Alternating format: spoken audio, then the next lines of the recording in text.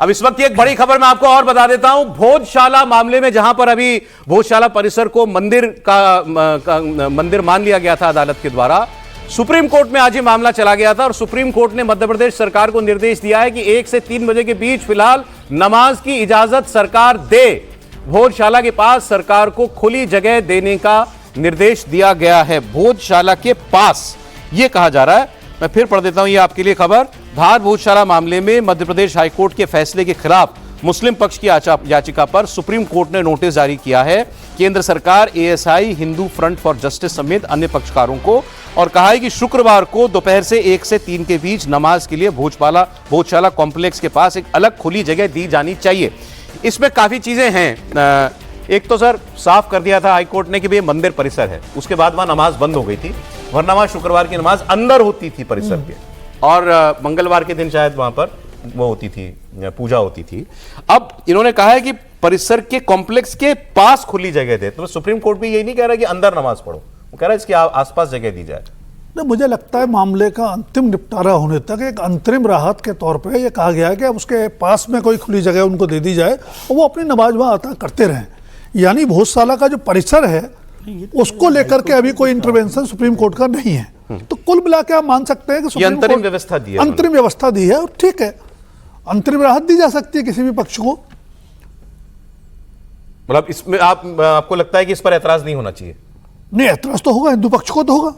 अगर भोजशाला के मामले में फैसला आ चुका है तो कहीं ना कहीं आप उनकी बात सुन तो रहे ना उसके खिलाफ, लेकिन वो लोग गए ही उसके खिलाफ अपील लेकर है। लेकिन परिसर में अंदर नमाज की परिसर में नहीं हो सकती, परिसर में नहीं होगी। हाँ। जब तक फैसला जब तक फाइनल फैसला ना आ जाए तब परिसर में नहीं होगी नमाज। ये फाइनल फैसले तक की अंतरिम व्यवस्था है, और इस फैसले को किसी भी रूप में ये नहीं माना जा सकता कि हाई कोर्ट के फैसले में किसी तरह का हस्तक्षेप है। ओके, मेरे ख्याल से हाईकोर्ट ने भी कहा था कि उनको जमीन मतलब कोई अलग देनी है तो वो दी जाए, तो वो उसी रेफरेंस में ये कोई बात होगी। लेकिन इसका कोई उस फैसले पर अभी अंतरिम आदेश के तौर पर ही मैं देख रहा हूँ कि ये अंतरिम आदेश में उन्होंने कहा कि जब हाईकोर्ट ने भी ये कहा कि भाई उनके लिए जमीन अलग, और परिसर के अंदर के लिए तो बात नहीं की, भोजशाला के पास की बात की है, और ऐतराज तो हो गई जो लोग हिंदू पक्ष के लोग होंगे। वैसे आज वो जो है वो रिकंसिलिएशन का मामला आज ज्ञानवापी मथुरा और संभल वाले में, उसमें प्री रिकंसिलिएशन मीटिंग भी होनी थी आज, उसमें कोई पक्षकार जा ही नहीं रहा है, ये भी खबर दे दूं। मुस्लिम हिंदू पक्ष दोनों ने कह दिया कि हमको सुप्रीम कोर्ट को थैंक यू कह के, नहीं साहब बातचीत से कुछ नहीं होगा, आपके पास हम आए इसलिए कि आप फैसला दो। उसमें तो नहीं जाएंगे सौरभ जी, लेकिन हम लोग जो बात कर रहे हैं, अरे भाई ये मन का थोड़ी ना कि चलो घर का बच्चा है, एक ने लड्डू ज्यादा खा लिया, दूसरे को भी थोड़ा लड्डू दे दो भाई, थोड़ा अच्छा चलो तुम भी खा लो, चुप्पे से माँ थोड़ी ना चुप्पे से। न्याय का मसला है ना, अगर वहां पर हिंदुओं का स्थान है तो क्यों नमाज पढ़ेंगे? नमाज जहां आप हैं वहां एक साथ पढ़ लीजिए।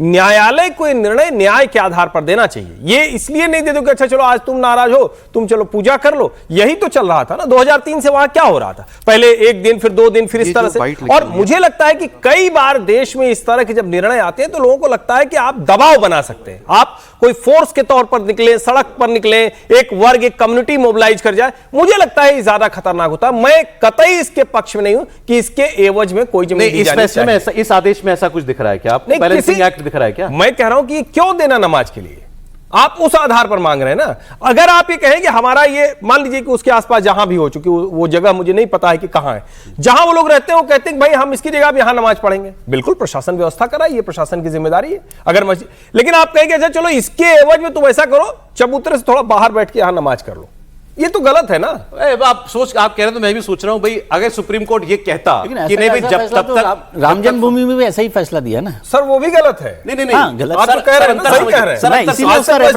अंतर समझिए, उस ये मामला उससे भी अलग है। ये तो हाईकोर्ट ने कह दिया था कि आपको मस्जिद के लिए जमीन प्रशासन दे देगा, ये तो वाद्य में भी यही हुआ था। या तो सुप्रीम कोर्ट ये कहता कि फाइनल फैसले तक जो व्यवस्था चली आ रही थी वही चलती रहे, निर्णय फाइनल हम करेंगे, तो बात समझ में आती कि भाई तुम फ्राइडे की अपनी नमाज जहां पढ़ते थे वहीं पढ़ते रहो। परिसर के बगल में जगह देने का क्या मामला है? तो और बढ़ता। अच्छा, मुस्लिम पक्ष भी सोच रहा होगा परिसर के बगल में क्या होता है, तो परिसर के अंदर जगह तो वरना हमें जहां पढ़नी है पढ़ी लेंगे नमाज। ये विवाद को बनाए रखने या कहें कि बढ़ाने का रास्ता बनता है, तनाव बना रहेगा। ये बात भाई आप कहिए नहीं थी मेरे ख्याल से। हाँ, मैं तो ये रेफरेंस दे रहा हूँ कि वो राम मंदिर के मामले में भी ऐसा ही एक तरह का फैसला है वो।